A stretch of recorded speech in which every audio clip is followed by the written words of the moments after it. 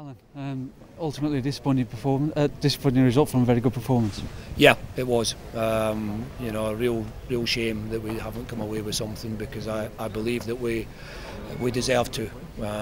We were very well organised in the first half. We didn't pass the ball as well as I like us to do at times, and we needed to show a little bit more self-belief, a little bit more confidence, and a bit more courage, and those were the things that I challenged the players to do in the second half, and once again, as they have been since I came in, they were extremely responsive, and I felt as if we played really well in the second half and deserved something out of the game.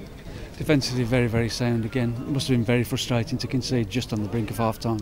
Yeah, it was. You know, that changed the mood in the stadium, because I think it would have been a very different reaction from the Liverpool fans at half-time if it been 0-0. Having said that, my talk didn't change a great deal, because I was going to challenge the players to now take the next step and start producing the type of football that I feel they're capable of.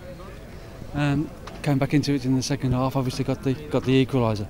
Yeah, with a really positive start to the second half. You know, a lot of people may have felt that we would have been rocked by what happened just before half time, but full marks to the players, because they came out afterwards and they started very much on the front foot in the second half. We got the penalty, we got the goal, and you're now thinking we can go on and win this game, which is something that we spoke about before the game and something we spoke about at half time. Disappointing to end with a defeat before the international break, but it's been a very positive couple of weeks since we came back. It's been a huge change. We're in a very, very different place now than we were before the last international break.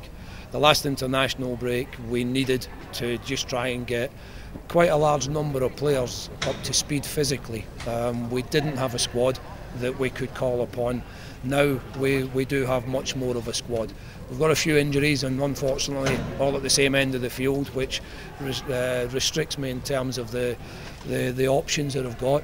We've still got one or two players who are not quite where they need to be at this moment, but we're in a much better place in all ways, in the league and within the squad now than we were going into the last international break. So I'm pleased with what's happened since then. If we make the same progress between now and the next international break, then we'll be in a really good position.